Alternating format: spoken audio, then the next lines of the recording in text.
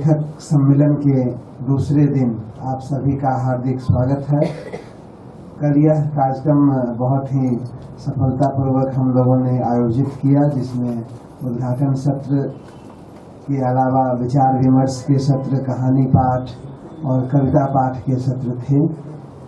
और आज का यह पहला सत्र भी विचार विमर्श का सत्र है, जिसमें विषय है writings by women in Indian indigenous languages. भारतीय आदिवासी भाषाओं में लेखिकाओं की उपस्थिति किस तरह से है, महिलाएं किस तरह से लिख रही हैं, कहाँ कैसे कौन सक्रिय है।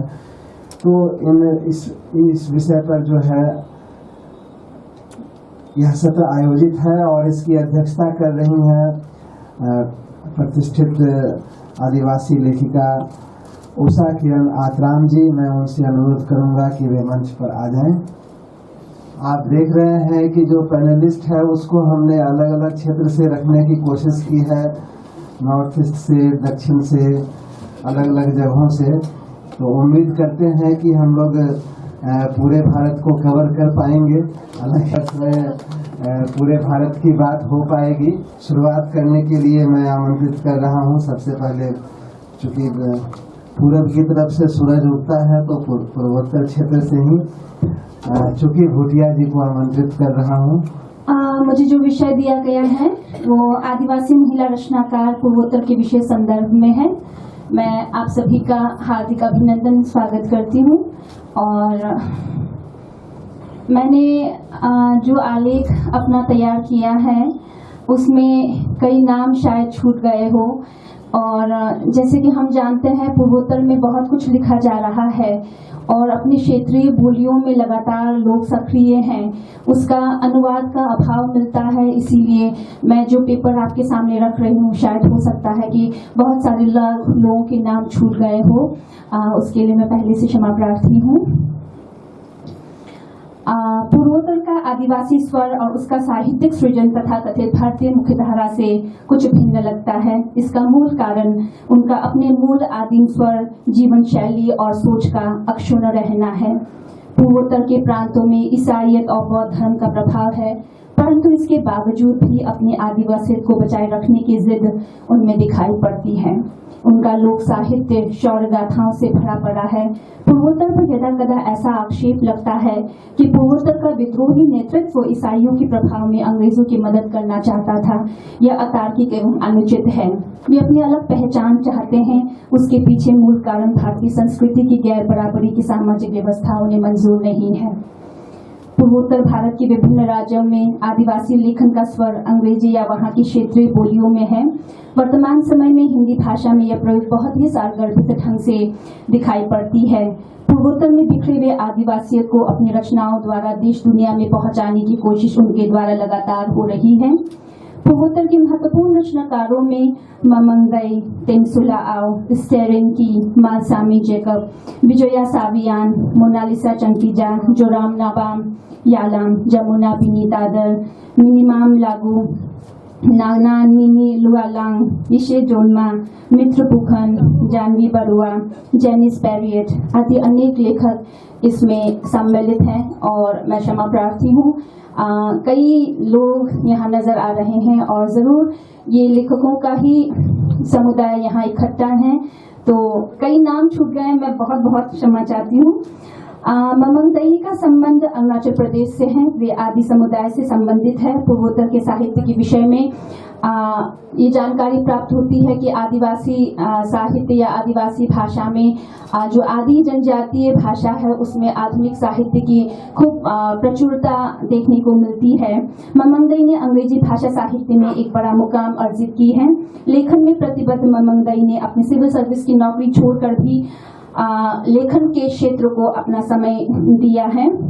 The black hill, the square queen, river poem, stupid Cupid, mountain harvest जैसी सृजनात्मक साहित्य के माध्यम से अरुणाचल की खूबसूरत वादियां जहां उनके साहित्य में जीवंत हो उठी है, वहां अपनी जातीय समुदाय का गौरव उनके साहित्य में मिलता है। शिक्षा एवं साहित्य में उल्लेखनीय योगदान के लिए उन्हें पद्मश्री सम्मान से भी विभूषित किया गया है।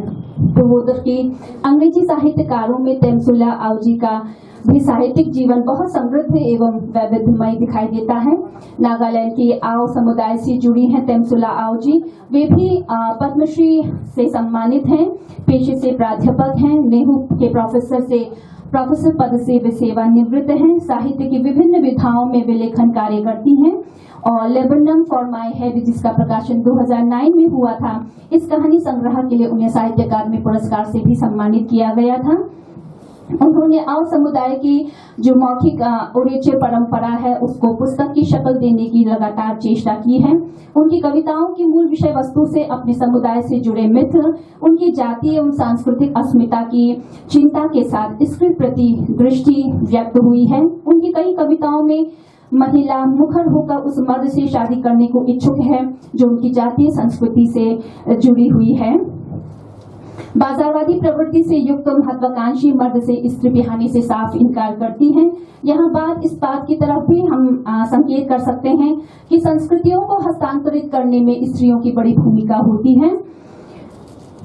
उनकी रचनाएं कई भाषाओं में अनुवादित हैं, जिनमें उड़िया, बंगाली, कन्नड़, जर्मन। वे साहित्य की विभिन्न विधाओं में लिखते हुए भी कविता के क्षेत्र में काफी लोकप्रिय हैं।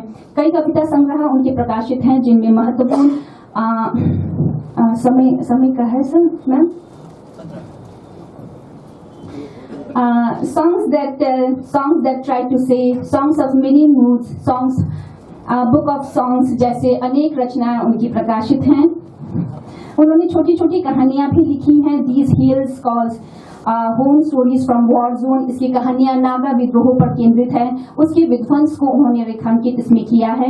स्टेरिंग की नागालैंड की आंगामी समुदाय से संबद्ध है। लेखन के क्षेत्र में कई विधाओं में लिखती हैं। इन्हें साहित्य अकादमी से भी 2018 में सम्मानित किया गया है। ओरेचर को लिखित रूप देने की लगातार इन्होंने भी चेष्टा की है। इनके द्वारा कैलहॉल कैविरा नाम से काव्य संग्रह का प्रकाशन हुआ है। इन्होंने अपने समुदाय की 200 से अधिक मौखिक परंपरा की जो कविताएं मौजूद है उनका लेखन करने का काम किया है। कैलहॉलवेरा नागालैंड से प्रकाशित पहला काव्य संग्रह भी कई लोग मानते हैं। 2003 में अ नागा विलेज मेंबर शीर्षक से उनका उपन्यास भी प्रकाशित हुआ है। इसे भी नागालैंड द्वारा प्रकाशित पहला उपन्यास माना जाता है। Terrible matriarchy, Mari, bitter wormwood, when the river sleeps जैसे महत्वपूर्ण उनकी उपन्यास हैं। वे सफल उपन्यास के रूप में ख्याति प्राप्त हैं। अपनी सांस्कृतिक अस्मिता के प्रति उनमें विशेष आग्रह देखने को मिलता है। मनुष्य के लिए जीने योग्य भूमि जहां न्याय और शांति हो, उसकी शिद्दत से चाह उनकी रचनाओं में साफ तौर पर दिखाई पड़ती है। वे मानती है कि उनकी प्रथम श्रोता और पाठक उनके अपने नागा लोग हैं, इसीलिए उनके लेखन में नागा समुदाय, उनका समाज, उनकी संस्कृति, उनका लोक विश्वास प्रमुखता से उभर कर आया है। माला स्वामी जैकब मिजो लेखक हैं। गीत, लोककथा, उपन्यास और छोटी छोटी कहानियां लिखती हैं। जोरामी शीर्षक से उनका अंग्रेजी में उपन्यास प्रकाशित हैं जो 1960 की विद्रोह पर केंद्रित है। मिजो समाज पर विद्रोह के पड़े प्रभाव को बहुत मार्मिकता से उन्होंने उकेरने का प्रयास किया है। असम में मित्र भूखंड है। टेररिस्ट कैंप एडवेंचर 2003 में, the collector's wife, monsoons of music, जबकि जानवी बड़ुआ का नेक्स्ट डोर स्टोरीज कहानी संग्रह, रीबर्थ उपन्यास जैसी रचनाएं भी लगातार प्रकाशित हो रही हैं। जैनिस पैरेट की रचना बोट ऑन लैंड 2022 में कहानी संग्रह है, जिसमें उन्हें साहित्य अकादमी पुरस्कार भी प्राप्त हुआ है, जहां उन्होंने मिथ को छूते हुए वर्तमान जीवन की समस्याओं का चित्रण किया है। उनकी रचनाओं में असम की नैसर्गिक सौंदर्य की छटा भी लगातार बिखरी हुई हमको नजर आती है। विजया साविया मेघालय की शिलांग में रहती हैं। शैडोमैन उनका उपन्यास है, जबकि 2014 में a family secrets and other stories शीर्षक से कहानी संग्रह का उनका प्रकाशन हुआ है। उनका लेखन मुख्यतया खासी समुदाय संस्कृति से संबंधित है और अपनी क्षेत्र की प्राकृतिक सौंदर्य के साथ वहां की लोक जीवन में व्याप्त जो भी बुराइयां हैं, शराब की लत, मातृसत्ता वाले समाज की खामियां, उनको लगातार रेखांकित करने का कार्य इनके द्वारा किया जा रहा है। उनका उपन्यास धूप में खोए लोग पूर्वोत्तर में पहाड़ी लोगों की घुसपैठ से आदिवासी हिस्से की सुविधाओं में बंटवारे का होते समय कैसे असंगतियां पैदा करती हैं, उन सबको भी बहुत बारीकी से रेखांकित करने का कार्य उन्होंने किया है। हिंदी हिंदी में पूर्वोत्तर का सृजनात्मक साहित्य लगातार समृद्ध हो रहा है। अरुणाचल के राजीव गांधी यूनिवर्सिटी में हिंदी के प्रोफेसर जो रामनाबम यालम हैं, उनकी रचनाएं साक्षी हैं पीपल, जंगली फूल, गाय गेका की औरतें, किस्सा गोई का अजब स्वाद उनकी रचनाओं में देखने को मिलता है। वे अरुणाचल की मिशी समुदाय से हैं, इसीलिए अपने समुदाय की सामाजिक परिवर्तनों को बहुत बारीक तरीके से देखने, समझने और उनको रेखांकित करने का कार्य उनकी रचनाओं में देखने को मिलती है। वे स्वयं स्त्री हैं, इसीलिए स्त्री जीवन से संबंधित अनेक समस्याओं की तरफ उनका ध्यान गया है और उसको बहुत बारीक तरीके से लिखने का कार्य भी इनके द्वारा हो रहा है। पूर्वोत्तर में जैसे आदिवासियों को जिंदा रखने की जद्दोजहद में उनका नाम बहुत सम्मान के साथ हम ले सकते हैं। अरुणाचल से संबद्ध एक अन्य आदिवासी लेखिका जमुना बिनीतादर हैं। अरुणाचल प्रदेश के राजीव गांधी विश्वविद्यालय में ही प्राध्यापन का काम कर रही हैं। जब आदिवासी गाता है, उई मोर, अयाचित अतिथि और अन्य कहानियां, दो पुरुष उनकी उल्लेखनीय रचनाएं हैं। पूर्वोत्तर के वर्तमान साहित्यकारों ने आदिवासी समाज की सभी अनुभूतियों, आत्मसम्मान, संघर्षों, सांस्कृतिक परंपराओं, हीन भावनाओं, त्रासदियों को अपनी रचनाओं में सम्मिलित किया है। कवयित्री मोनालिसा चंकीजा अपने शासक से जवाब मांगती हुई कविता में पूछती है, तुम्ही मुझे बताया कि तुम लाए हमें 21वीं सदी में, यह बताना भी नहीं भूलते कभी। तुम ही लाए प्रगति हमारे कबीलों की दहलीज पर विस्मित हूँ मैं। तुम क्या साथ लेते हो चुप्पी, कहता हूँ जब मैं, हम भूखे हैं। पूर्वोत्तर में कई महिलाएं लेखन में सक्रिय हैं, अलग अलग भाषाओं में काम कर रही हैं। अनुवाद के अभाव में मैं आपके सामने जो कुछ भी प्रस्तुत कर पाई हूँ उसके लिए मैं आपसे क्षमा चाहती हूँ और आपको सुनकर बहुत कुछ जानने का, समझने का, अपने अनुभव को विस्तार करने का मुझे मौका मिलेगा। इस बात की अपेक्षा रखते हुए त्रिपुरा की एक अल्पसंख्यक आदिवासी कबीले मांग की एक कवित्री है करीबी मांग चौधरी, उसकी बात से अपनी बात समाप्त करना चाहती हूँ। उनकी कविता है उसकी आत्मा की चीख और इस शीर्षक के माध्यम से वह अपनी जो बात कहती है वह हम सब आदिवासी का प्रतिनिधित्व करती है, ऐसा मुझे अनुभव होता है। तो यह उन्हीं का नहीं बल्कि हम सब का स्वर जैसा इसको समझा जाए, तो ऐसा मेरा अनुरोध है। क्या चलने दे यूं ही बेरोक टोक बम और बारूद का यह दुस्साहसिक खेल, समय आ गया है छेड़े एक नई जंग, आदमी को चाहिए खोजना एक वरदायी गगन, बदलनी होगी प्रतिरोध की जंग। तो इसी कविता के साथ मैं अपनी बात समाप्त कर रही हूँ। विशेष धन्यवाद रीजनल डायरेक्टर अपने दिव्य सर का देती हूँ। मैं उनसे कह नहीं पाई कि मैं इस विषय में जानकारी नहीं रखती, फिर मेरे स्थान पर किसी और को बुलावा भेजते और मुझे यह सुखद अवसर में ही प्राप्त होता। तो सबके प्रति बहुत बहुत आभार, आपने मुझे धैर्य के साथ सुना, बहुत बहुत शुक्रिया। बहुत बहुत धन्यवाद चुकी भुटिया जी, बहुत ही सुंदर आलेख प्रस्तुत किया आपने। कोई भी लेख प्रस्तुत किया जाता है तो उसमें सूचनाओं का जो है परफेक्शन कभी नहीं होता, कुछ ना कुछ रह जाता ही है हमेशा, इसलिए उसके लिए कभी चिंता नहीं करनी चाहिए। हाँ, ये है कि कैसे हम उस विषय को और समृद्ध करें, कैसे और सूचनाएं हम इकट्ठा करके लाएं, इसके बारे में हमेशा सचेत रहना चाहिए। अब मैं आमंत्रित कर रहा हूँ पुष्पा गावित जी को। सबसे पहले आप सबको सुबह की नमस्कार और आपकी जय। साहित्य अकादमी की तरफ से writing by women in Indian indigenous language, भारतीय आदिवासी भाषाओं में महिला लेखन, इस विषय पर प्रपत्र प्रस्तुत करने को मुझे आमंत्रित किया। अपने इस देश में विविधता में एकता के मंत्र से सारी दुनिया को अचंभित किया है। हिंदुस्तान की, भारत देश की संस्कृति हमारे विभिन्न वेशभूषा, भाषा, तीज त्योहारों के ताने बाने से बुनकर अपना तिरंगा शान से फहराती है। हमारी सहिष्णुता हमारे साहित्य में उभर कर सामने आती है। अपने भारत देश में विभिन्न जातियां या जनजातियां अपनी अपनी संस्कृति, अपना अपना जीवन दर्शन देकर एक दूसरे का हाथ पकड़कर अपने देश को गौरवान्वित कर रही है। इसी गौरव को अमिट रूप से दुनिया के सामने अपने साहित्य के माध्यम से रख रहे हैं। संस्कृति, भाषा और साहित्य अपने जीवन की यह त्रिविधा अपने राष्ट्रध्वज तिरंगे को और भी आभा प्रदान करती है। 9 अगस्त अंतर्राष्ट्रीय विश्व आदिवासी दिवस एवं आजादी के अमृत महोत्सव के अवसर पर मिनिस्ट्री ऑफ कल्चर अंतर्गत साहित्य अकादमी कोलकाता द्वारा आयोजित अखिल भारतीय आदिवासी लेखक सम्मेलन में आपने हमें भारतीय आदिवासी भाषाओं में महिला लेखन इस विषय पर लेकर शोध प्रपत्र सादर करने का सुअवसर प्रदान किया। इसीलिए सबसे पहले आपको धन्यवाद देती हूँ और मेरा शोध प्रपत्र पढ़ना आरंभ करती हूँ। हमारे महाराष्ट्र में तकरीबन 45 आदिवासी जनजातियां रहती है। उनकी लगभग 65 भाषाओं तक बोलियां है। कुछ तो समय के प्रभाव में लुप्त हो गई, कुछ लुप्त होने जा रही है। महाराष्ट्र में गोंडी भाषा अधिकतम प्रचलित है। उसके बाद दूसरे नंबर पर भिल्ली या देहवाली आती है। महाराष्ट्र के उत्तर महाराष्ट्र यानी जलगांव, धुलिया और नंदुरबार, इन जिलों में लगभग 22 आदिवासी भाषाएं प्रचलित है। इस सत्र का विषय है भारतीय आदिवासी भाषाओं में महिला लेखन।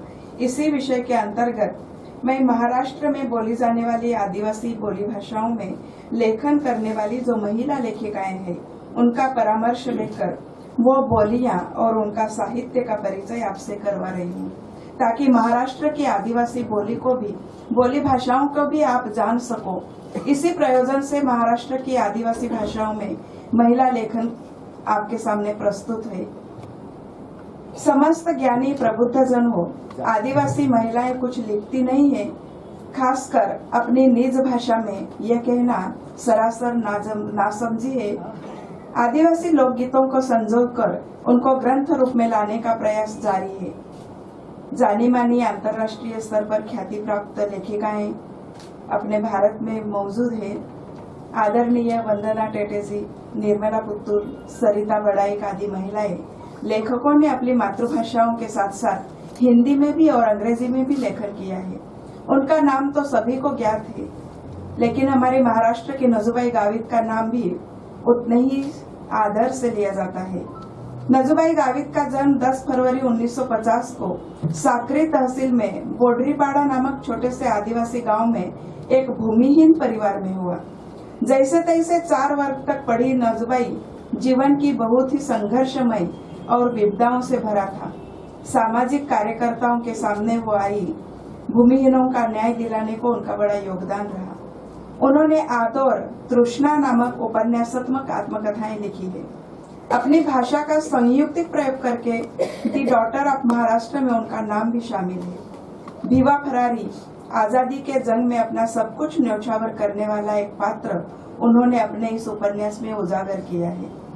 नवसा भिल्लेनीचा एल्गार नामक कथा साहित्य में उन्होंने आदिवासी स्त्री का शारीरिक और मानसिक शोषण समाज के सामने लाने का बड़ा योगदान है। उनके साहित्य में प्रत्यक्ष जीवनानुभूति के साथ एक सच्चे कार्यकर्ता की दृष्टि भी है। इसीलिए उनके साहित्य में आदिवासी जीवन का समृद्ध दर्शन दिखता है। उनके साहित्य से लोक साहित्य की गंध आती है।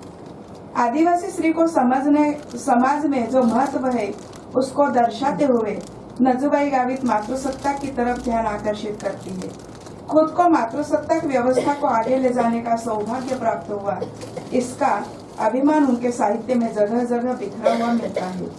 स्त्री विश्व निर्मिति का केंद्र है, अलौकिक शक्ति की धनी है। आदिवासी समाज में स्त्री को पुरुषों के समान महत्व दिया गया है। शायद वो उनसे भी ज्यादा श्रेष्ठ है, यह विश्वास नजूबाई गावित अपने उपन्यासों से जताती है। स्त्री और भूमि दोनों ही सृजनशील है, इसीलिए धरती को मां मानकर उसकी पूजा की जाती है, ऐसी उनकी विचारधारा है। नजूबाई गावित का आदौर आत्मकथन 1995 को प्रसिद्ध हुआ। आदिवासी भाषा का प्रचुर मात्रा में प्रयोग करके लिखा हुआ आदिवासी स्त्री का पहला आत्मकथन। तृष्णा को आत्मनिवेदन पर आत्म उपन्यास कहा गया। ये 4 विभाग में विभाजित किया है। पहला भाग है आदौर, यानी कृषक पहले रोप वाटिका तैयार करता है। दूसरा भाग है रोप, यानी उतना भाग वो कचरा डालकर जलाकर आग लगाकर जमीन सेक लेता है, यानी उस सेकी हुई जमीन पर चावल मिर्ची के रोप तैयार होता है।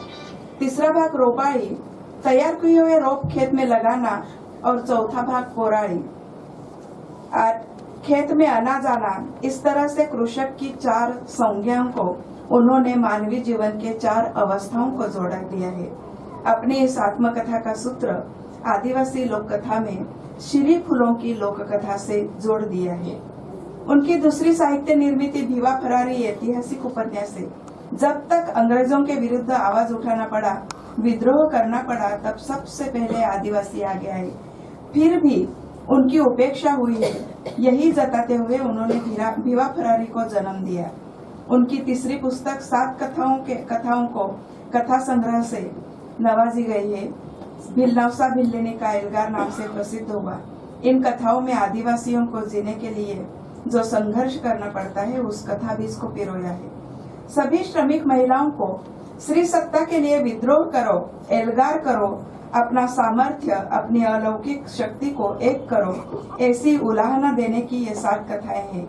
ये 7 कथाओं में प्रमुख पात्र है अपनी निज भाषा माउची और कोकणी बोलियों में उनका साहित्य समृद्ध है।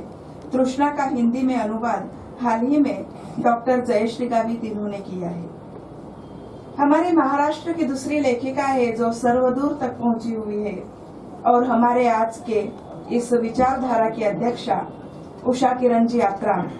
इन्होंने गोंडी भाषा में अपना मोटियारीन ये पहला काव्य संग्रह पाठकों के सामने प्रस्तुत किया, जिसे अब हिंदी और अंग्रेजी में भी अनुदित किया गया है। साहित्य तो साहित्य ही है।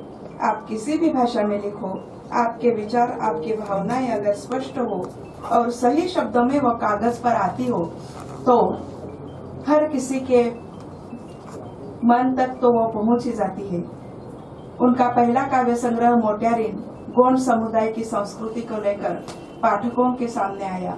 गोंड संस्कृति में घोटुल, जिसे घोटुल भी कहते हैं, ये घोटुल की परंपरा जहां नवयुवक युवती अपने समाज के संस्कार और सामाजिक रीति रिवाज का अनुपालन सीखते हैं। उनसे कुछ अनुचित न हो, इसलिए उनके साथ उन पर नजर रखने के लिए और उनको सभी तरह की शिक्षा देने के लिए जो ज्येष्ठ स्त्री रहती है, उसे उनका लीडर कहा जाता है या मोटियारीन कहते हैं। इस मोटियारीन, ये मोटियारीन यानी घोटुल की नायिका, यही नायिका हमारी भी नायिका है। अपनी संस्कृति और अपनी भाषा को सम्मान पूर्वक साहित्य में प्रस्तुत करने के हेतु हम उन्हें नतमस्तक होते हैं। मोटियारीन का मतलब समझकर उषा जी कविता को अपने आप समझ आती है। ये मोटियारीन अपने घोटुल में रहने वाले युवक युवतियों को बाहरी समुदाय के बारे में जानकारी देती है, समझाती है कि वो किस तरह अपनी जल जंगल जमीन के अलावा अपनी संस्कृति और अपनी अस्मिता को खतरा पैदा करते हैं। उनकी नजर किस तरह बुरी है, उनसे हमें अपनी संस्कृति और अस्मिता बचानी है। इसके लिए हमें संघर्ष करना पड़ेगा, डरना नहीं, लड़ना है। यही हमारी संस्कृति का भी एक सही अर्थ में यही संस्कृति का संघर्ष है। हमारे लिए एक आह्वान है। उनकी पूरी कविताएं यही संदेश देती है। इसलिए यह काव्य संग्रह गोंडी भाषा में होकर भी पाठकों में बहुचर्चित रहा है, लोकप्रिय हुआ। सभी की आंखें खोल दी इस कविता ने। उषा किरण जी आदिवासी बोली में लिखने का प्रयास करने वाले हम जैसे लेखकों की मोटियारीन यानी मराठी में मोरकी का तरह जिम्मेदारी से कार्य कर रही है। आप मेरे पीछे आगे, किसी से डरो मत। आप सभी मेरे पीछे आओ, किसी से डरो मत कहकर हमारा ढांढस बढ़ाने में हमें धैर्य देने की जिम्मेदारी निभा रही है। ये किसी से डरती नहीं, बल्कि आदिवासी स्त्री जाति को समझा रही है। आगे जो होने वाला है उससे लड़ने की तैयारी करो, इसके लिए आगाह करती है। उनकी चेतना सामाजिक समस्या को पहले से ही जान गई है। अपनी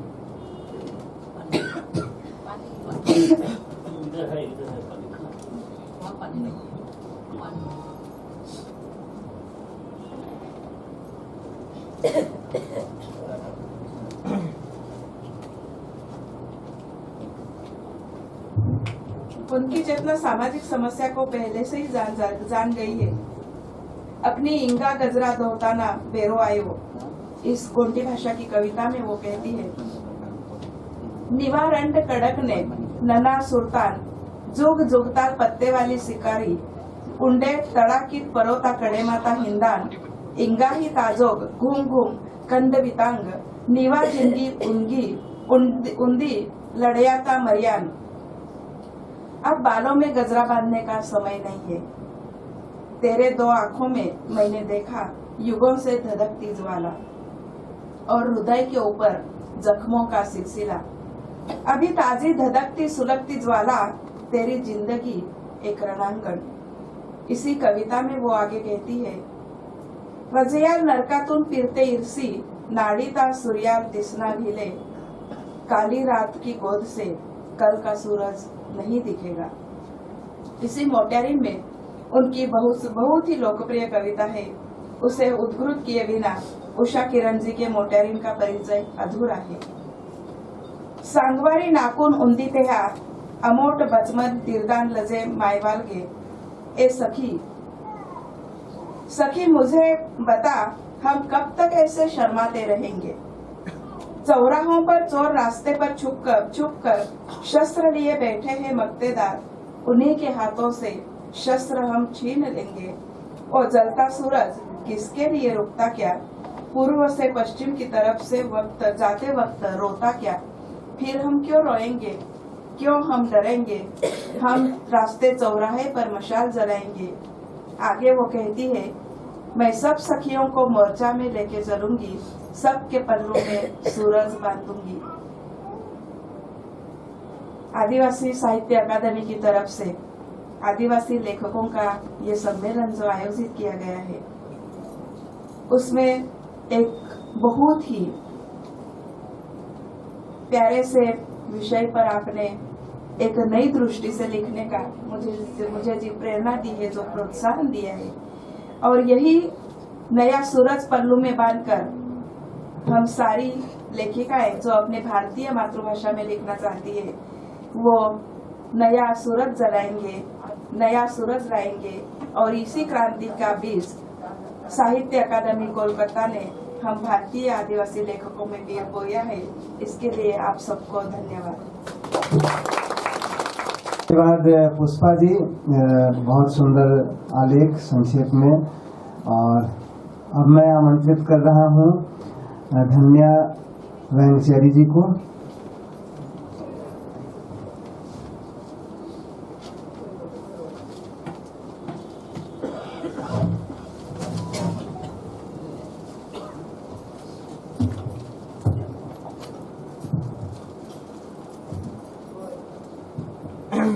Good morning. Dear friends, my heartily Indigenous Day wishes to you all. I am from Kasaragod, district of Kerala, and I am happy to participate in Indian Tribal Literature Meet once again. From my childhood days, my grandparents used to tell me stories and singing songs in the Tulu language, the traditional language of Maradas. It gave me great joy. When I started going to school, my friends and I spoke in the Tulu language. Later, I understood that the other children made fun of us and discriminated against us because of our language. I felt so sad. Those incidents made me stay away from all the places where the tribal language was spoken, like family, relatives and neighbors. But now I am proudly standing here because of the same language itself. I express my gratitude to Sahitya Academy for giving me such a moment. Now I no longer feel ashamed to speak my tribal language and to say that I am a tribe. The tribal languages are over the world are disappearing one by one. The new generation is unable to recognize and handle our traditional language. Today we are fighting for survival against the society who are denying the world to fight it. Words are our weapons which our ancestors gave us. We must pass pass them on to the next generation. It is seen that while reading about the tribal writing, and a writer said that everyone should have tribal literature, but the way in which tribal writers are accepted is that the current writing about the tribal are written by others. In our society, still tribes are marginalized, not only in literature, but in every field. It is difficult for society to accept whatever field the tribes show their talent. Recently, the national award winner for the best female singing went to Nanji Amma from the Erlor community. She is from Attapadi in Palakkad district, Kerala. It was the oral singing or Vamari Parte that made her worthy of this award, but Carnatic musicians scientifically criticized her award, saying that traditional music is unscientific. I mentioned it here because there are oral languages, song or Vamari Parte in every tribal language. Every tribal language flourished with an oral tradition in today's tribal writing. I can see their present life, culture and resistance. In the past, they had their life, languages, culture and surrounding in their oral literature. It is evident in it. It is important to mention that role of women in tribal writing. The mainstream literature analyzes the women's accept in their writing in tribal literature. Now I would like to say some words about the writers Alice Jacinta Karkata, Usha Ma'am, Shanti Panakan, Nirmala Puttur, Lijina Kadmeni, Ramya Ramakrishnan, Raji Raghavan, Usha Ajita, Seena Ambiga, etc. Who are women tribal writers? There are 36 tribal groups in Kerala, but of which around 14 are producing in literature in tribal languages. In the women's tribal writing of India, the authorized perspective, responsibility and identity constructions are evident. The social system that conflict with power is transformed into noise against the unpolitical.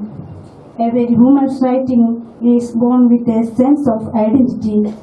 As Nirmala Puttur, a tribal writer, she writing in the language Santali, she said in her book, Apne Darki Talash Mein, that her mind is full of the house and she is scattered here and there. There's earth inside her and that is not hers. This existentialment become the mark of the salvary of the woman in the world.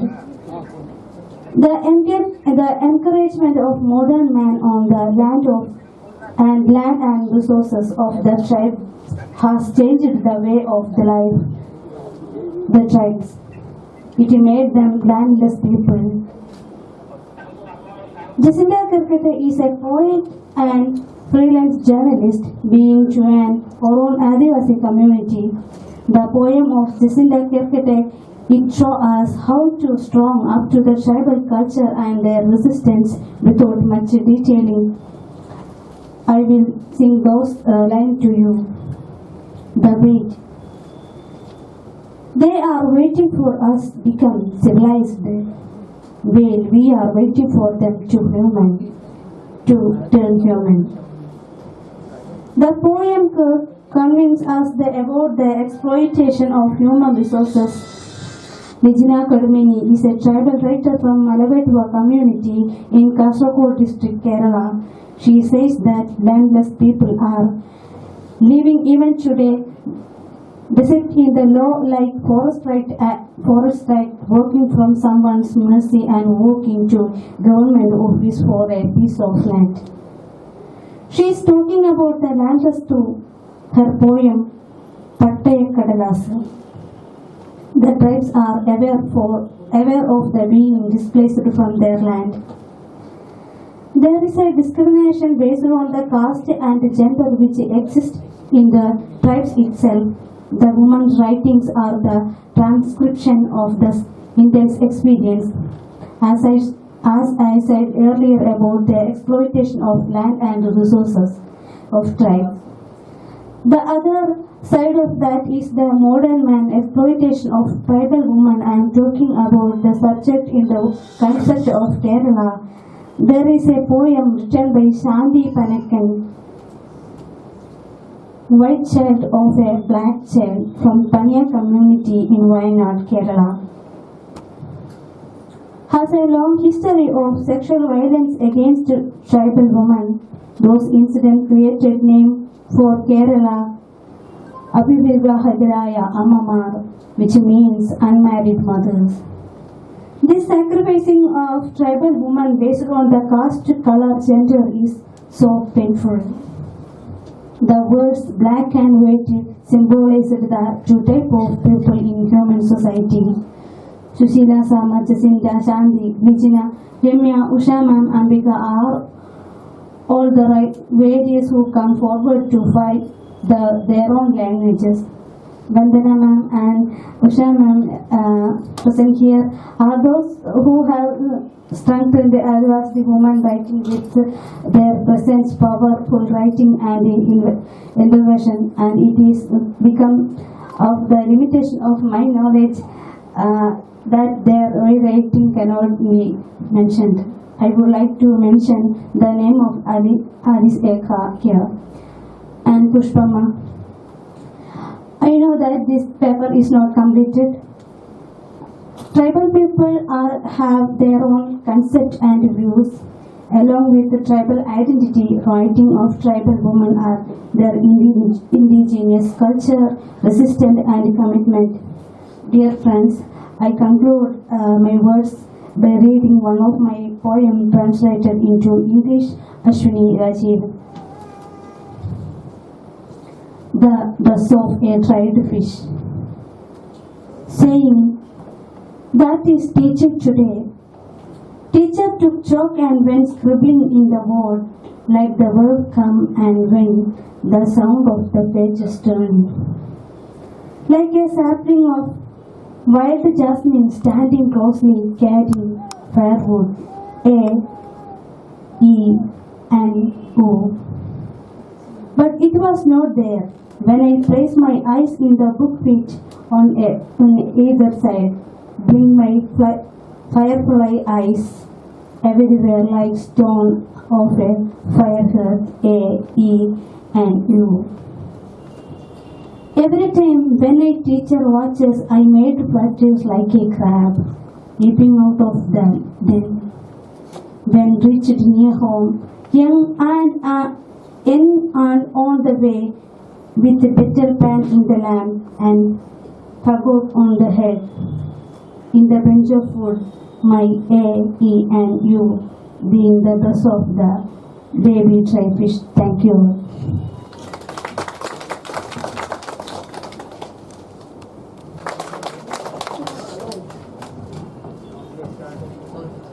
बहुत आमंत्रित कर रहा हूँ Usha care Atram जी।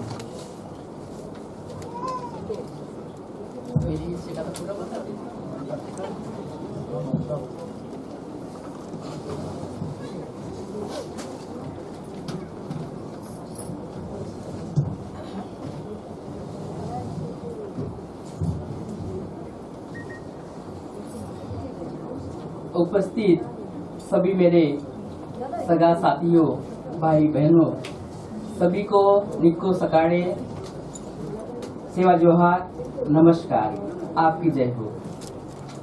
मैं धन्यवाद देना चाहती हूँ साहित्य अकादमी कोलकाता में भारत भर के आदिवासी लेखकों को यहाँ बुलाया गया है और उनमें हमारा आदिवासी लेखिका उनकी भाषा में क्या लिखते हैं, इसके लिए जो सम्मान पूर्वक हमें बुलाया गया है, इसके लिए साहित्य अकादमी को मैं धन्यवाद देती, श्रीनिवास सर और हमारे देवेश सर को बहुत बहुत धन्यवाद। साथियों, अभी के सत्र में मेरी जो सहयोगी है चारों, इन्होंने बोली भाषा में जो भी साहित्य लिखने वाले लेखिका है उसके बारे में, उनके साहित्य के बारे में बहुत अच्छी तरह से बताया गया है। ऐसा देखा जाए तो समय खत्म हो गया मेरे लिए, उन्होंने कुछ समय नहीं लिखा, फिर भी मैं थोड़े चंद शब्दों में अपने विचार आपके सामने रखूंगी। इसमें चुटकी बुटिया ने भी पूर्वोत्तर साहित्य के बारे में बहुत सुंदर विषय पर विमर्श किया है।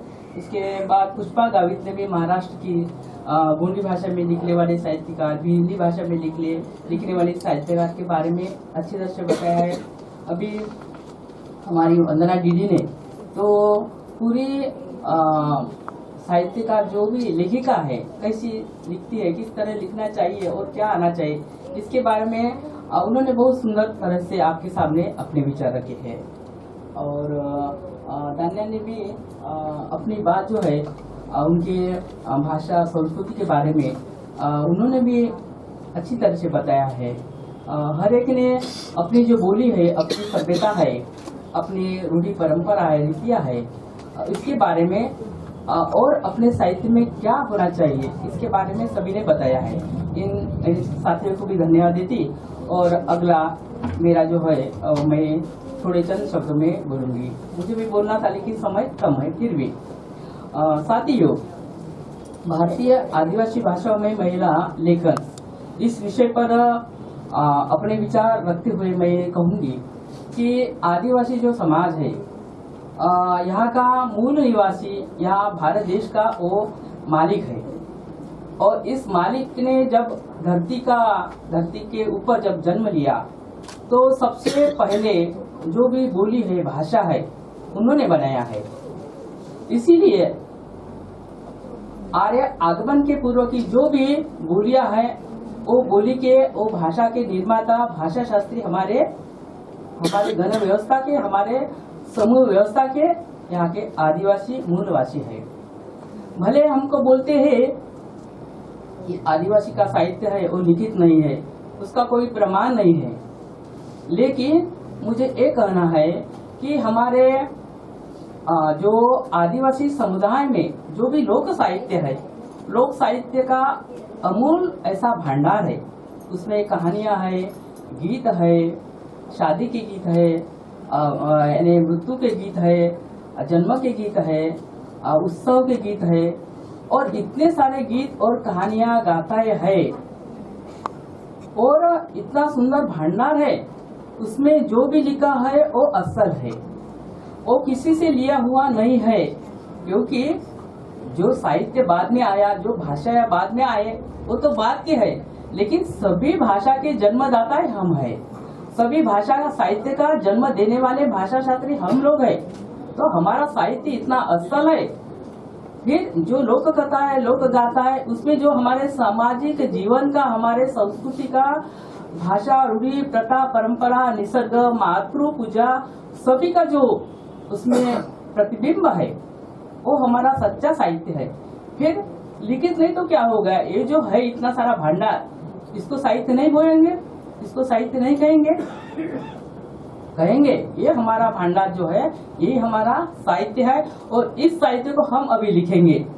जो इतिहास लिखा था वो भी हमारा नहीं है, जो नहीं लिखा है वो हमारा इतिहास रहेगा। जो लिखा साहित्य है वो हमारा साहित्य नहीं है।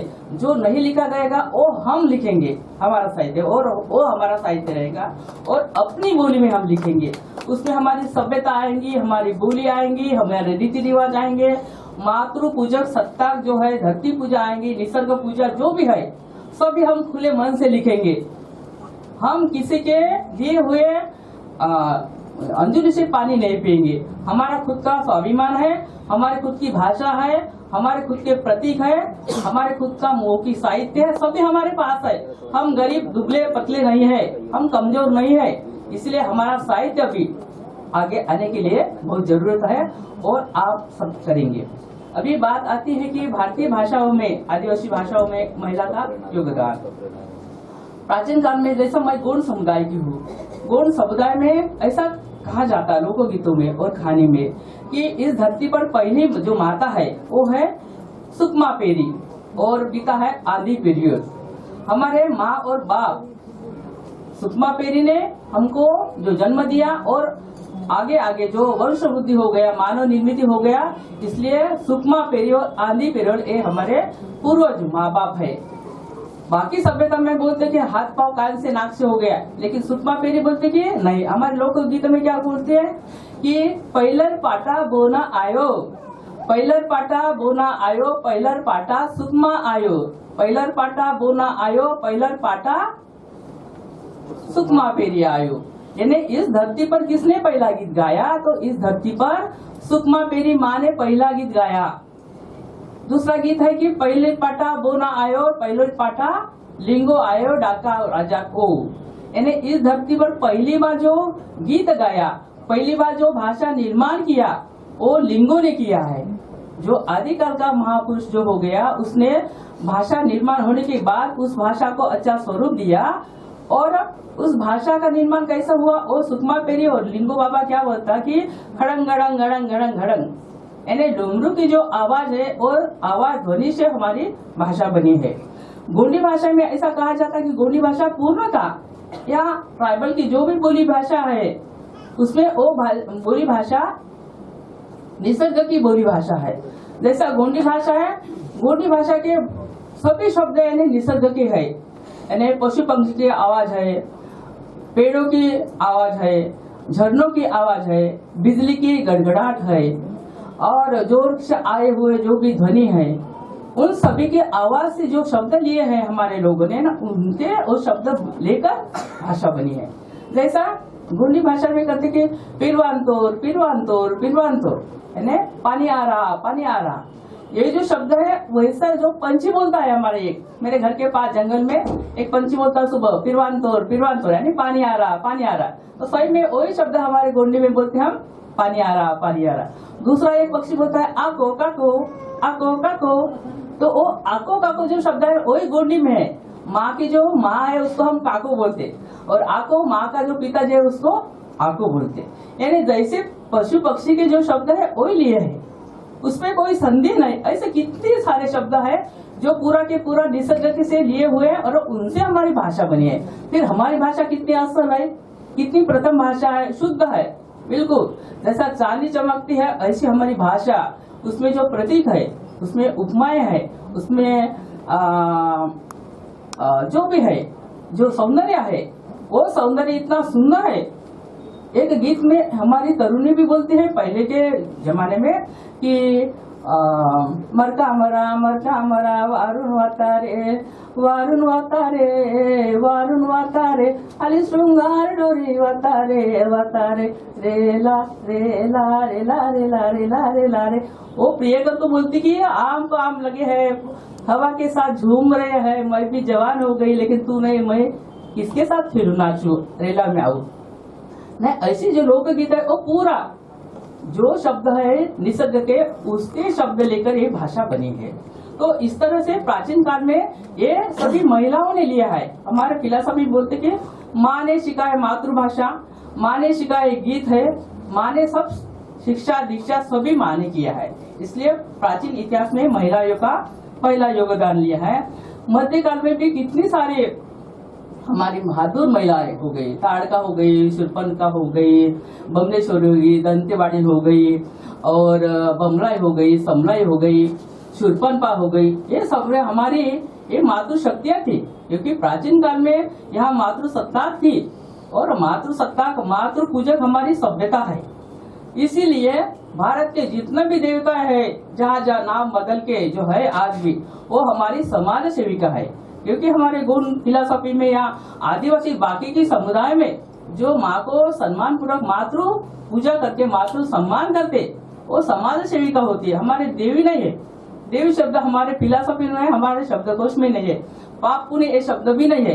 इतना ही नहीं तो आदिवासी लोक साहित्य देखो या भाषा में देखो, व्यवहार में देखो, स्त्री के नाम से एक भी गाली नहीं है।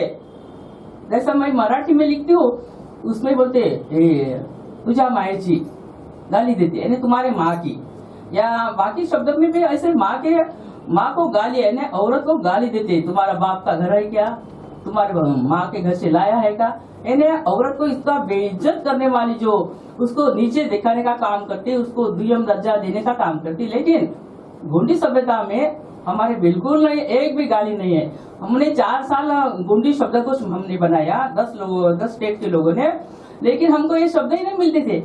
लेकिन इसका मतलब आदिवासी समाज में या गोंडी संस्कृति में, बाकी समुदाय में औरत को गाली देते नहीं, एक भी शब्द नहीं। इतने महान हमारी सभ्यता है, देखो। इसलिए प्राचीन काल से अभी तक हमारे समाज में महिला एक गौरवशील है, एक सम्मान पूजक है, मातृ पूजक, इसलिए मातृ पूजक कहा जाता है। और मातृ जब आर्य आए उसके बाद पितृसत्ता आ गई, और उनका रोग हमारे लोगों को अभी लगा है। इसलिए हमारे पुरुष लोग भी अभी महिला को दुय्यम दर्जा देते हैं, महिला को पीछे छोड़ते हैं और अपना आगे आगे झंडा लेके जाने की कोशिश करते हैं। वो उनकी तरफ से लिया हुआ रोग है, वो लोग हमको नहीं लगना चाहिए, क्योंकि हमारी संस्कृति, हमारी सामाजिक व्यवस्था, मातृ पूजक व्यवस्था और निसर्ग पूजक व्यवस्था ये बिल्कुल पाक है। इसके तरफ इसीलिए अपने साहित्य में वो बात आना चाहिए। हमारे साहित्य में हमारा दर्द है, दुख है, हमारी भाषा है, संस्कृति है, रीति रिवाज है, लिपि है, बोलियां है, ये सब आना चाहिए। उनका दिए हुए शब्द जैसे ईश्वर है, भगवान है, ये बिल्कुल नहीं आना चाहिए। पाप पुण्य ये भी बिल्कुल नहीं आना चाहिए। काल्पनिक ये बिल्कुल नहीं आना चाहिए। इनके साहित्य में काल्पनिक है, अद्भुत है और चमत्कार है। हमारे इसमें चमत्कार नहीं है। हमारा लिंगो बोलता है कि चमत्कार नहीं है, जो आंखों के सामने है उसको सत्य कहो और वही लिखो वही कहो। इतनी अच्छी बात हमारे पूर्वों ने हमको दिया है, फिर उनका दिया हुआ उनके तरफ नहीं भागने का, उनका साहित्य वैसा नकल भी नहीं करने का। और आदिवासी महिला के बारे में मैं बताती, हमारे महाराष्ट्र में गोंडी भाषा में लिखने वाली, आदिवासी भाषा में लिखने वाली जो पहली राइटर जो है, अभी हमारे पुष्पा ताई ने बताया कि वो है नजूबाई गाउत। आत्मकथन है, उसके 3-4 ग्रंथ है और बहुत सुंदर तरह से उन्होंने अपनी आत्मकथन में, अपने ग्रंथों में अपने समाज जीवन है, वेद बिगाड़ी है, शोषण है, अत्याचार है, इसके बारे में बहुत सुंदर अच्छे तरह से लिखा है। उसके बाद दूसरी लेखिका है चंद्रकला जी कंगाली। ये इन्होंने यानी मानव निर्मित कैसी हो गई, ये पृथ्वी पर हमारा समाज जो मानव कैसा आ गया, इसका गोंडी में बहुत सुंदर लिखा है। और वो गोंडी में लिखती है, गोंडी फिलॉसफर। बाद में हमारे मोतीराम कंगाली, उन्होंने तो इतना सुंदर गोंडी में उसके 8-10 ग्रंथ है कि गोंडी भाषा, गोंडी लिपि जो है, चित्र लिपि, वही मोहनजोदाड़ो हड़प्पा की प्रथम लिपि है। वो सब प्रमाण सिद्ध किया है उनका गोंडी भाषा में उद्बोधन। ये ग्रंथ आप जरूर पढ़े। उसके बाद में जो लेखिका है रेखा जुमना के है, उसमें पुष्पा गावित है, महाश्वरी गावित है, कविता आतराम है, हर्षलता सुरपाम है। इस तरह से हमारे महाराष्ट्र की लेखिका लिख रहे, शताली आतराम जी है, शताली शर्मा के है और बहुत सारी नए लोग भी लिख रहे हैं, लेकिन भाषा में नहीं लिख रहे। तो इसलिए भाषा में लिखना बहुत जरूरी है। हम लिखेंगे तो हमारी भाषा, हमारी संस्कृति जिंदा हम रखेंगे, ये हमारा फर्ज होता है। इसी तरह बाहर के राज्य का भी अगर बोलेंगे, समय तो कम है फिर भी दौड़ना पड़ेगा कि बाहर के भाषा में, जैसा वंदना टेटी जी ने बताया है, दमयंती दीदी यहाँ बैठी है ना, दमयंती दीदी है, मुर्मू जी है, निर्मला जी, वंदना टेटी जी है, हीरा मीना है राजस्थानी बोली भाषा में लिखने वाली, मोरचुंग लोई है और शांति बेसरा जी है, शांति खलको है, नीतिशा खलको है और बहुत सारी महिलाएं हैं कि जो अभी लिख रही है। तो ये बहुत खुशी की बात है कि पूरे भारत की जो भी हमारे आदिवासी लेखिका है, उन्होंने अपनी भाषा में लिखना चाहिए, उसमें हमारी संस्कृति आना चाहिए, हमारी बोली भाषा का सौंदर्य आना चाहिए, हमारी सामाजिक व्यवस्था आना चाहिए, हमारी मातृ सत्ता जो व्यवस्था थी वो आना चाहिए। हमारे आदिवासी समाज में महिला का स्थान बहुत बड़ा है, इसमें दहेज नहीं लेते, अपने मन से जीवन साथी को चुनने का अधिकार है। मैं भी वैसा चुना हूँ। हाँ, विधवापन नहीं है, जो आदमी मरने के बाद है ना, हमारे समाज में वो नहीं है। उसके बाद दहेज प्रथा नहीं है और शादी यानी विडो हो गई, अगर मर गई तो उनके बाकी समाज में हम देखें तो कान का नाक का वो नकाते और आदमी के नाम का जो श्रृंगार है वो हमारे समाज में नहीं है। मेरी एक कविता में मैं बोलती हूँ कि होना हो तो पलाश की लाल अंगार हो, कड़कते ठंड में धुले बाल, पहनकर साड़ी का टुकड़ा वो निहारने लगे आईना, तब उसका पति चिल्लाया रानी इतना श्रृंगार मत कर। होना हो तो पलाश की लाल लाल अंगार हो, धड़कती लाल लाल अंगार और वही तेरा श्रृंगार, वही तेरा श्रृंगार। ऐसी जो कविता में है मैं बोलती कि हमारी महिला ने अभी वो श्रृंगार करना चाहिए, कौन सा प्रतिकार करने का श्रृंगार करना चाहिए।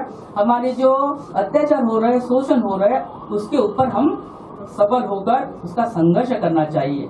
इसलिए मेरा जो लिखान है, मेरी कविता है, कथा है, कहानियां है, नाटक है, वैचारिक है, मैं प्रतिकार करने की बात करती हूँ और उसके लिए सजग करती हूँ। लड़ना हमारा काम है, रोना हमारा काम नहीं, हम कमजोर नहीं है। जब एक कविता में बोलती कि जब वो अपने बेटी को बोलती है माँ कि बेटा अभी गोंदना नहीं, अभी नाचना भी नहीं है, अभी नाचना नहीं, पढ़ना है, लिखना है और आगे जाना है। डरना हमारा काम नहीं, क्योंकि हम शेर की बेटी है, शेरनी की बेटी है, हमको डर किस बात का। इसीलिए सांप से नहीं डरती, शेर से नहीं डरती, लेकिन जिंदा आदमी जो है ना, सफेद कपड़े पहनने वाले, इनको डरती। तो इस तरह से हमारा जो लिखने वाली जो साहित्यकार है भारत की, सभी को इनको मैं इतना कहना चाहूंगी कि अपनी अपनी भाषा में लिखो। हमारी सभ्यता अभी लोग बाकी लोगों का अनुकरण कर रहे और हमारी संस्कृति को भूल रहे। हमारे जो पुरखे है तो वो पुरखे को हम भूल रहे।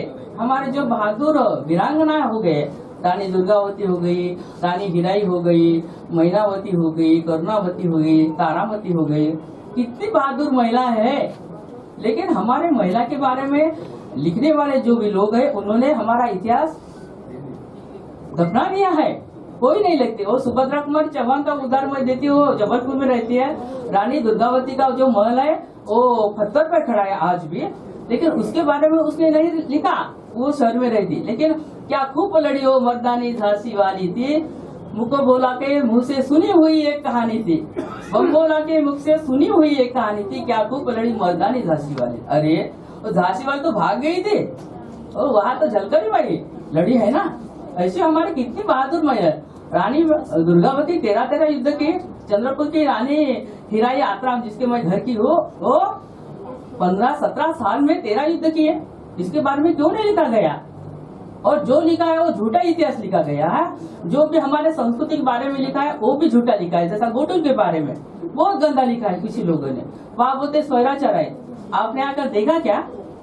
वहाँ तो हमारे भाई रहते, भांजे रहते, काका मामा रहता, सभी का साथ सोएंगे। कैसा लिखा है आपने इतिहास? कैसा लिखा है? हमारी संस्कृति को विकृतीकरण किया है। तो उसके बारे में हमने सजग होकर उसका विरोध करना चाहिए। साथियों, बोलना बहुत था लेकिन समय हो गया, बाकी का सत्र भी इनको लेना है। मैं जाती जाती साहित्य अकादमी को देवेश सर को बोलूंगी, श्रीनिवास सर को बोलूंगी कि सर हमारा जो साहित्य लिखा हुआ है उसके लिए आप लोग हमारी जो किताब है अनुवाद करने का आप लोग मौका दीजिए। दूसरा है हमारी जो किताब है वो भी छपने की कोशिश करें और ज्यादा से ज्यादा हमारे आदिवासी नए लोग भी है उनको भी शामिल करें। और हमारी जो प्राचीन सभ्यता और प्राचीन भाषा है वो जिंदा रखने के लिए आप भी सहयोग कीजिए। इतना कहकर मैं यही रुकती हूँ। जय सेवा, जय जोहार, नमस्कार, धन्यवाद।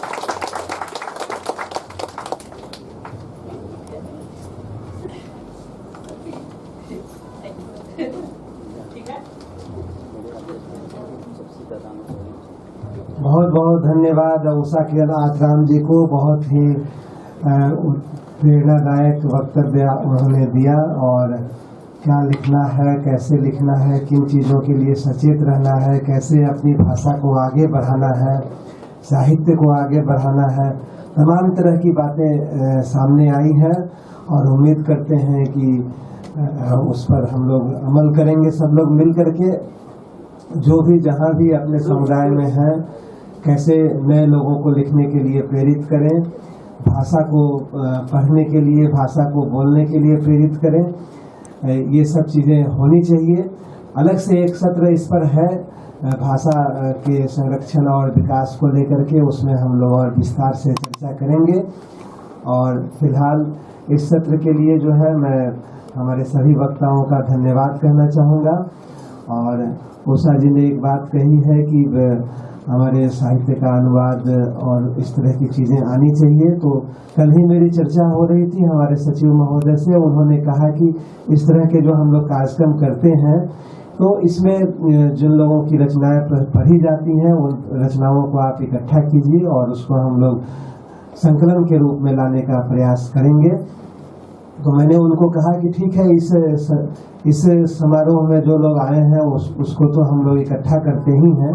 इसके अलावा भी पिछले साल या फिर फरवरी मार्च में जो हम लोगों ने किया था उसमें जिन लोगों को हम लोगों ने आमंत्रित किया था तो उन सब लोगों को भी जो है चिट्ठी लिख करके उनकी रचनाएं भी हम मंगा लेते हैं और फिर किसी से संपादित करा करके हिंदी अंग्रेजी में जैसे संभव होगा उसको हम लोग प्रकाशित करने की कोशिश करेंगे। आप सबका सहयोग चाहिए होगा कि यहाँ जो लोग हैं वो लोग तो अपनी रचनाएं जो उन्होंने पढ़ी वो तो हमें उपलब्ध करा ही दें, और जो उपलब्ध तत्काल नहीं करा पा रहे हैं तो वो घर जा कर के हमें मेल कर सकते हैं। और अभी फिलहाल छोटा सा चाय का ब्रेक 15-20 मिनट का, और उसके बाद फिर हम लोग अगले सत्र के लिए इकट्ठा होंगे। बहुत बहुत धन्यवाद। श्री वासमल्ली के जी, उनसे अनुरोध है कि वे मंच पर आ जाए। वासमल्ली जी,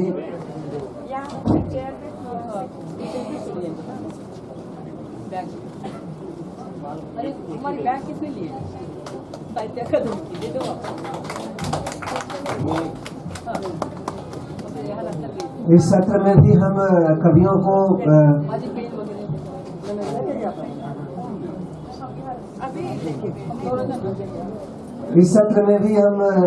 को पार्ट वाइज बुलाते हैं क्योंकि उतनी जगह नहीं है।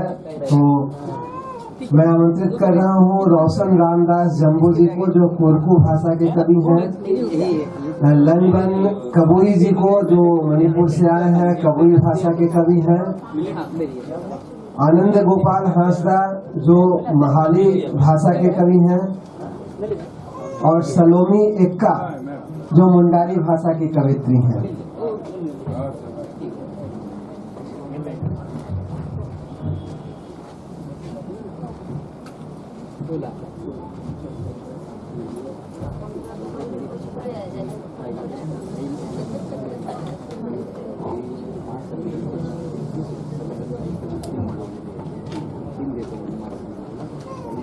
तो भारत तो ऐसे ही विविधताओं का देश है और भाषाई विविधता भी जो है बहुत ही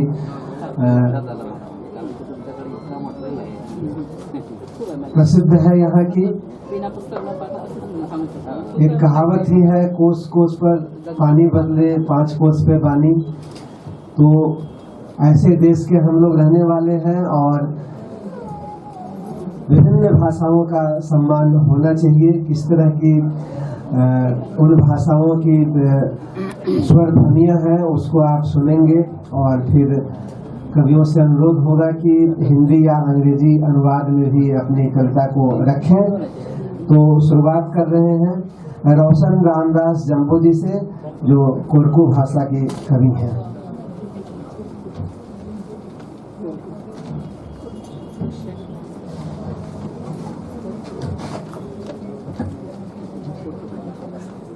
आदरणीय मंच, आप सभी को मेरा नमस्कार, जोहार, जय आदिवासी। सबसे पहले तो मैं आयोजक का सरिदय आभारी हूं कि उन्होंने मुझे काव्य पाठ के इस सत्र में अवसर देकर अनुग्रहित किया है। मैं महाराष्ट्र के आदिवासी कोरकू जनजाति से हूं। सतपुड़ा घाटी के मेलघाट अंचलों में बसे इन्हीं जनजाति से मेरी कविताएं जुड़ी हुई है। तो आइए हम उनसे कविताओं के माध्यम से मिलते हैं। कविता पाठ के इस सत्र के अध्यक्ष महोदया से अनुमति लेते हुए मैं अपने कविता पाठ को प्रारंभ करता हूँ। कविता का शीर्षक है कोरकू स्पीकिंग कोर्स। ये टाइटल ही कुछ अजीब है जो मैंने यहाँ लिया हुआ है। इंग्लिश स्पीकिंग कोर्स आपने सुना होगा, तो उसी का ही ये यहाँ कोरकू स्पीकिंग कोर्स। यह कविता आदिवासी भाषाई संकट को बयां करती है। अंतर्राष्ट्रीय मातृभाषा दिवस के अवसर पर यूनेस्को ने कहा है कि किसी भी समुदाय में 10,000 से कम लोगों द्वारा बोली जाने वाली भाषा खतरे में है। यह स्पष्ट है कि हमारे भारत देश में भी भाषाई जनगणना के अनुसार कुछ आदिम भाषाएं विलुप्त हो चुकी है और कुछ विलुप्त होने के कगार पर है। उसी से संबंधित प्रस्तुत कविता देखिए। कुछ साल बादून अबून मातृभाषा मडिका रिन्यूवालेन इडी जमाना नौकरी घरजा कुछ कुरकू परदेशों पेड़ा लजे दो मणि लजेन परदेसी कुगा का भाषा जब भी टिकू कोन कुछ को गेलान गावेन हिजेवा मंडीवा जंगड़ी को खिजा दो खुद के जजत्र टीन बा अबूते भी सुसंस्कृत मायगा दितमा साथोन सनी कतड़ा के इफू बोचवा अबूगा मातृभाषा मायगा दिदुमा साथोन सनी कतड़ा के इफू बोचवा अबूगा मातृभाषा तेनो अफसोस इन्हीं बातों का हुए कि सनी कतड़ा के मंडी उठोज बा दूसरा कोगा भाषा बेटे का ने तब मातृभाषा चौफन टिकावटे डोई सकता वा हेजा चिना पहचान की चौकी अबुना का उनको के एनेटे अनजान डोकू लकेन हुए अगर अबू का सम्मा पीढ़ी टे कोरकू मेंटो हेजा चिना पहचान बनका का खंड डाडून हेजा का मातृभाषा इन्हीं खाट बड़े नुकसान हुए। कई आदिम भाषा खिजा का अबू उर्दू भाषा भी रिन्यू वाले तब इंग्लिश स्पीकिंग कोर्स खिजा उर्दू स्पीकिंग कोर्स बन इटू सकता वाले अबू के अबुआ का मातृभाषा। इस कविता का हिंदी अनुवाद इस प्रकार है। शीर्षक उर्दू स्पीकिंग कोर्स। कुछ साल बाद हम अपनी मातृभाषा बोलना ही भूल जाएंगे। इस आधुनिक दौर में नौकरी के सिलसिले में कुछ शहरों में बस गए और बोलने लगे वही की भाषा। जब वे गांव आते हैं बोलते हैं शहरी भाषा और खुद को महसूस करते हैं अपनों से भी सुसंस्कृत। माँ के दूध के साथ नवजात शिशु को सीखना होता है अपनी मातृभाषा। माँ के दूध के साथ नवजात शिशु को सीखना होता है अपनी मातृभाषा, किंतु विडंबना यह है कि उसे बोलना सिखाया जाता है दूसरों की भाषा। बताओ तब मातृभाषा कैसे अक्षुण्ण रख पाएंगी अपने अस्तित्व को, चूंकि हम अपने ही नस्ल को उससे गुमराह रख रहे हैं। यदि हमारी अगली पीढ़ी स्वयं को अभिव्यक्त नहीं कर पाई अपनी ही मातृभाषा में तो बड़ी क्षति होगी। अन्य आदिम भाषाओं की तरह हमारी मातृभाषा भी विलुप्त हो जाएंगी। तब इंग्लिश स्पीकिंग कोर्स की तरह उर्दू स्पीकिंग कोर्स नहीं सिखा पाएंगी हमें अपनी ही मातृभाषा। ये इसका हिंदी अनुवाद यहाँ आपके सामने मैंने रखा है और ये अभी वर्तमान परिप्रेक्ष्य में ये अभी इसकी ओर हम दौड़ लगाने लगे हैं। तो ये इसी के ऊपर मैंने कुछ अनुभव किया। एक जगह में मैंने इंग्लिश स्पीकिंग कोर्स का बोर्ड देखा तो उसको ही अपना कविता का शीर्षक बना के मैंने उसे अपने कविता में ढाल दिया। मेरी दूसरी कविता कोरकू जनजातियों की अपनी खाद्य संस्कृति से है। महुए के सुखाए गए फूल को भूनकर खाना, उससे पकवान बनाना यह उनके खान पान का अंग है, किंतु फिलहाल महुआ फूल का प्रयोग खाने के अलावा पीने के लिए प्रचुर मात्रा में किया जाने लगा है। उसी का चित्रण करने वाली यह कविता है। कविता का शीर्षक है तेथड़ी। ये एक आदिवासी शब्द है जिसका सामाजिक सांस्कृतिक संदर्भ देना यहाँ जरूरी है, क्योंकि कुछ शब्द ये हिंदी में उपलब्ध नहीं होते हैं तो उसे जैसे का वैसा ही लेना पड़ता है, इससे उस शब्द का अनर्थ होने से बचा जाए। तितड़ी का मूल अर्थ है महुए से बना पकवान। जब मानसून की पहली बारिश होती है ना, तब कुरकू लोग इस पकवान को बनाकर खाते हैं। तो आइए कविता को कुरकू बोली में ही सुनते हैं हम।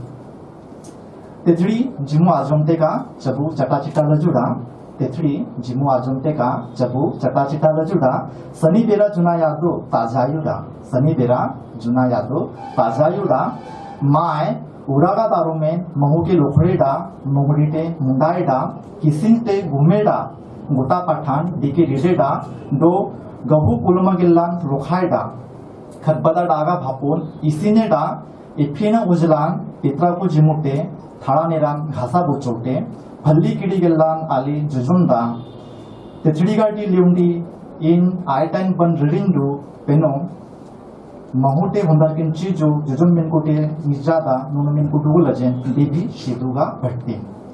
तो आइए इसका हिंदी अनुवाद भी हम जान लेते हैं कि वास्तविक रूप में इस शीर्षक के अंदर मैंने क्या मैसेज देने का प्रयास किया है। तिथड़ी नाम सुनते ही मुंह में पानी आ जाता, बचपन की पुरानी स्मृतियां ताजा हो जाता। तिथड़ी नाम सुनते ही मुंह में पानी आ जाता, बचपन की पुरानी स्मृतियां ताजा हो जाता। माँ घर के आंगन में महुआ सुखाती थी, मुंगड़ी से कुटाई करती थी, सुपड़े से पछोड़ती थी, पाट पर उसे पीसती थी, गेहूं के आटे के साथ मलती थी और उबलते पानी के भाप में पकाती थी। चूल्हे की रोशनी में ताट के समीप पितरों को निवाला अर्पित कर मूंगफली से बनी खीर के साथ हम खाते थे। तिथड़ी की वह मिठास माँ के हाथों का मैं अब तक भूल न पाया, लेकिन अब महुए के पकवान खाने वालों से ज्यादा तो पीने वाले दिखने लगे, वह भी मैखानों में, वह भी मैखानों में। तो पुनश्च साहित्य अकादमी के आयोजक महोदय डॉक्टर देवेश सर को मैं तहे दिल से उनका तहे दिल से आभारी हूँ। यहाँ उपस्थित आप सभी को धन्यवाद देता हूँ और अपने शब्दों को यही विराम देता हूँ। धन्यवाद।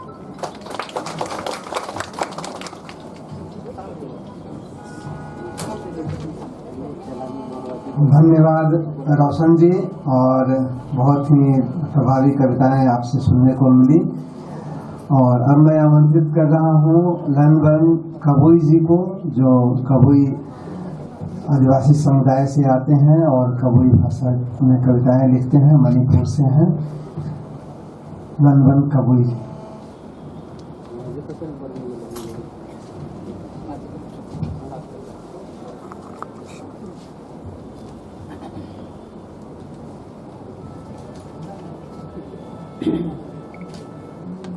मेरे प्यारे भाई बहनों को, आप सबको नमस्कार। मेरा नाम लनबन कबुई, इम्फाल मणिपुर से। मेरा कविता का नाम तिंगान में खुन में।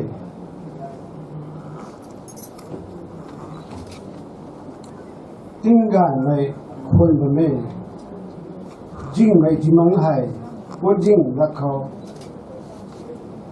जय तोंग तिंग लिउ में जय विना तिंग छूला रोकई बम में अपुई पम हो। जिंग में जिमंग है वो जिंग रखो जय तोंग तिंग लिउ में जय विना तिंग छूला रोकई बम में अपुई पम हो। चुम जी में थाई नु में लजन काय पाऊ मक में ngâm मेरी ngâm में लाना वन ngâm मक में मसाई पंती तनियंग थंग छोंग बू न थियम कमाय लीला लीलू कप में खोल लुई परिक थे।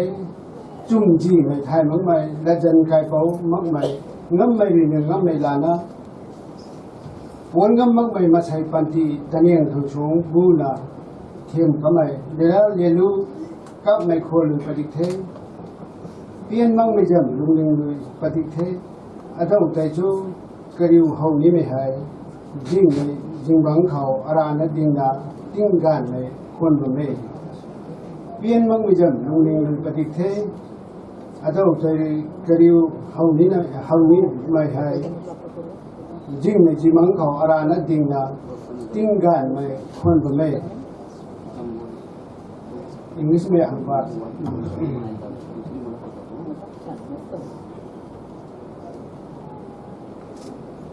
Waiting for the dawn,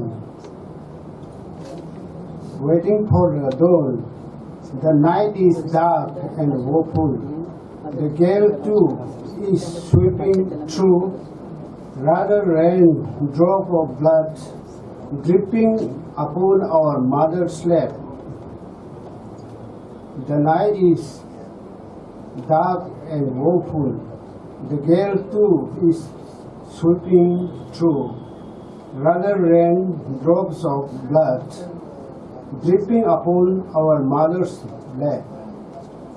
Whereas the justice lost its way, whereas lies back in the just seat, all become master, rather supremo. Oh, this life, dear and precious, has now become a vast ace of snails. Whereas the justice lost its way, whereas lies begin the just seat, all become master, rather supremo.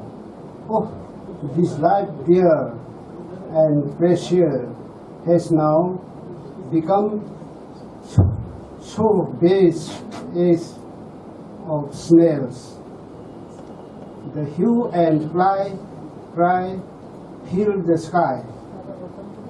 All shows the complaint piled up high. When shall we see the light of day? Standing in the midst of darkness, I do wait the dawn of the morning.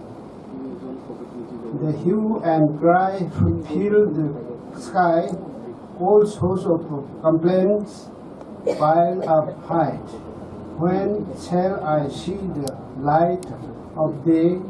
Standing in the midst of darkness, I do wait the dawn of the morning. Thank you.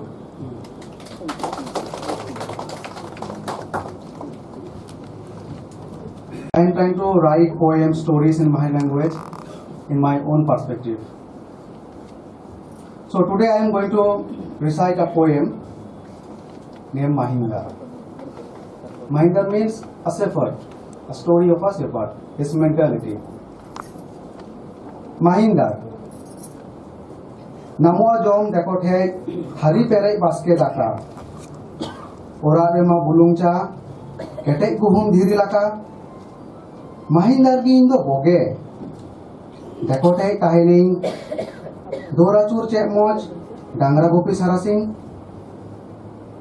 Gorom harma hara kene niya deko gorare joma thari hinak taya nitho soge satere.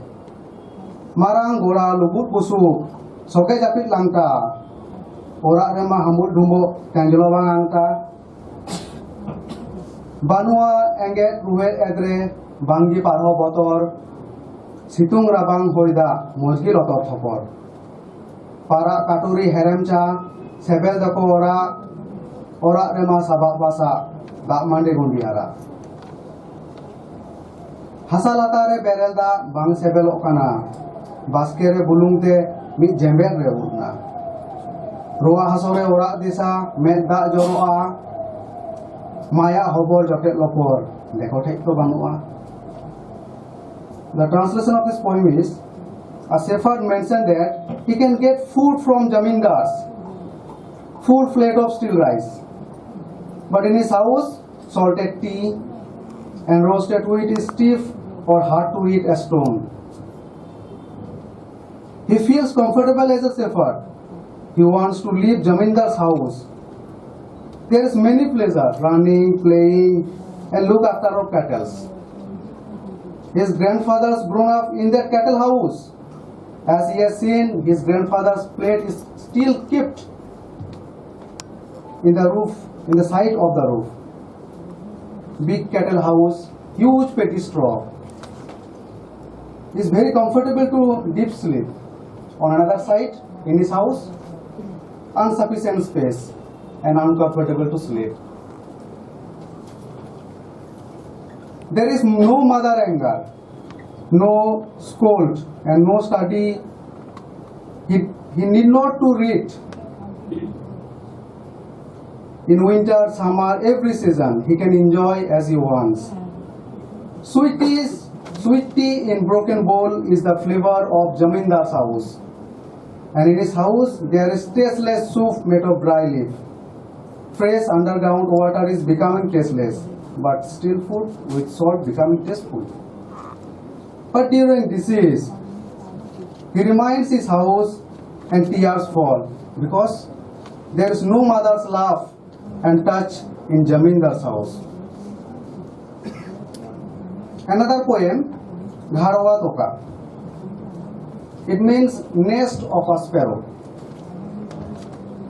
Otong felang harwa hopon tuka ke mi kochare nawa disom marang kukmu mit chuput mek mochare iskar lai hejo din re banu botor hudis otong achur chere bere thoda ho bang aris agu sete nawa ponha gharwa juri airen paris talare sajoina gharwa tuka mitken otong kankin aima chot hekra bar jora sirma talate parom dakin usul posra rodo bodo gharwa toka parcholatu hamalte baira hopon janam nakin mit chuput pochanente bang chaba julu chando rakobar ulum jora hopon posoy khatir reka hoa sano japak japut kaidek re hugis luar lokor mit chuput event kukmu barkete pun poa ui hoy. The translation of this poem is: a reckless little sparrow sets his nest in the side of a corner. New world, large dream, in the handful face. Single stomach, he does not have any fear, anxiety for tomorrow. He accompanies new guest as his life partner. Among his generation, he constructs a new home. They are flying higher with 2 pairs of wings. They are crossing all the obstacles in the skies. The rough nest now becoming heavy. 2 little nestlings are born in that nest. As the rising and sets of the sun is unstoppable, so everything has to be done to take care of our children. Little mouth but big hunger, wings become bigger. They fly away from old nest, left the nest old for the old one.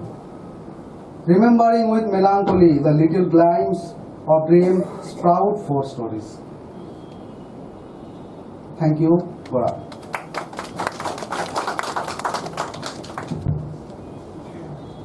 धन्यवाद आनंद गोपाल हासदा जी को। और अब मैं आमंत्रित कर रहा हूँ सलोमी एक्का जी को, जो मुंडारी भाषा की कवित्री हैं।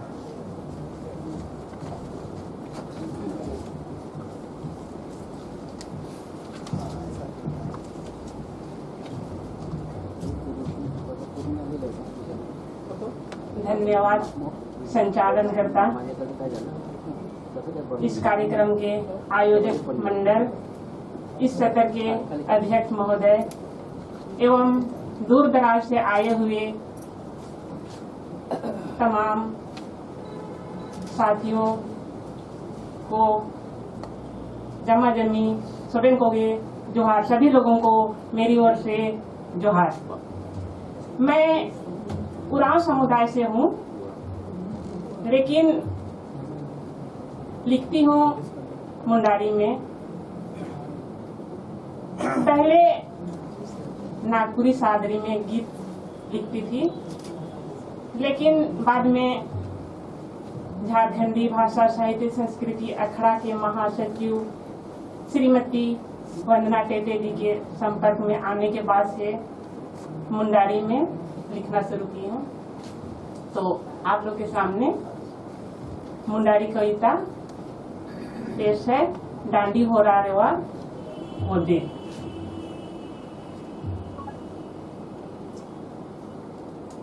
डांडी हो रहा रोवा कोदे दो, डांडी हो रहा रोवा कोदे दो उमना, तुलुई लुसुई गेले काना उमना, तुलुई लुसुई गेले काना। डांडी हो रहा रोवा बाबा दो, डांडी हो रहा रोवा बाबा दो, डांडी हो रहा रोवा बाबा दो उमना, तुलुई लुसुई गेले काना। डांडी हो रहा रोवा रमरा दो, डांडी हो रहा रोवा रमरा दो उमना, तुलुई लुसुई गेले काना उमना, तुलुई लुसुई गेले काना। डांडी हो रहा रोवा गुंदली दो, डांडी हो रहा रोवा गुंदली दो उमना, तुलुई लुसुई गेले काना उमना, तुलुई लुसुई गेले काना। मुंडा कोगे रोवा लेदा दो, संता कोगे पोआ लेदा दो उमना, तुलुई लुसुई गेले काना उमना, तुलुई लुसुई गेले काना। इसका हिंदी अर्थ है, एक बच्चा अपने पिताजी से पूछते हैं कि डांडी, जिसे पानी का स्रोत, पीने का पानी का स्रोत है, वहाँ से पीने का पानी आदिवासी लोग लेते हैं, उसको डांडी कहा जाता है, डाणी। तो डाणी जाने वाले रास्ता में धान, गुंदली, मड़ुआ और उड़द अपने पिताजी से पूछते हैं कि पापा, किसने लगाया है इतना सुंदर हरा भरा खेती। उसी पे ही कविता है। तो उनके पिताजी बताते हैं कि बेटे, ये कविता, ये खेती मुंडा लोग, मुंडा समुदाय के द्वारा खेत में लगाया गया है। इसी पे ये कविता है। और दूसरी कविता है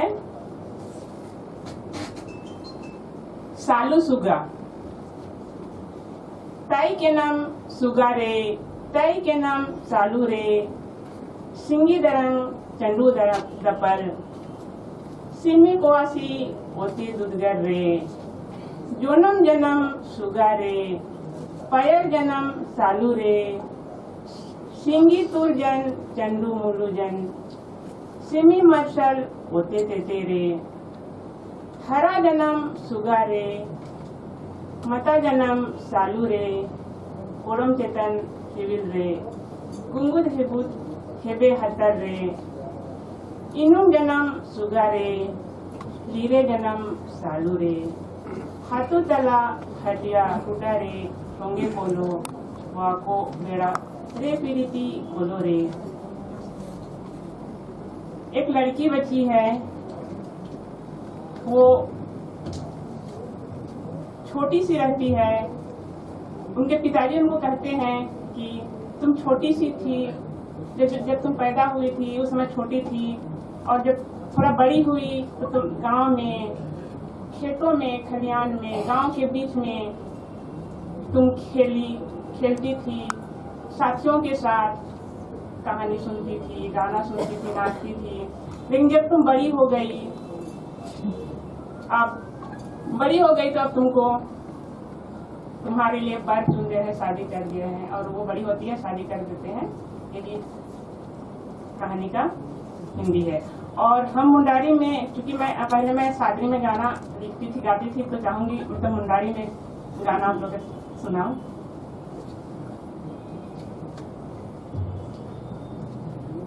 वीरते दिसुमते पेरे जकने बुआ झारखंड, वीरते दिसुमते पेरे जकने बुआ झारखंड, बैरी कोई दी जकन, बैरी को जबा जकन मार सलावा, बैरी कोई दी जकन, बैरी को जबा जकन मार सलावा, ओते ते पीड़ी ते पेरे जकन बुआ झारखंड, ओते ते पीड़ी ते पेरे जकन बुआ झारखंड, बैरी कोई दी जकन, बैरी को जबा जकन मार सलावा, बैरी कोई दी जकन, बैरी को जबा जकन मार सलावा, खानते खाधनते पेरे जकन बुआ झारखंड, खानते खाधनते पेरे जकन बुआ झारखंड, बैरी कोई दी जकन, बैरी को जबा जकन मार सलावा, बैरी कोई दी जकन, बैरी को जबा जकन मार सलावा, जाकन बैरी को जबा जाकन मार सलावा। इस गाना का मीनिंग है कि हमारे झारखंड में जल जंगल खनिज संपदा हर तरह से भरा पूरा है और इसका फायदा पूंजीपतियों को हो रहा है। बाहर हमारे झारखंड का खनिज संपदा सब बाहर चला जा रहा है। यही इस गाना का हिंदी छोटा संक्षिप्त रूप है। सभी लोगों को पुनः जमा जमी जोहार।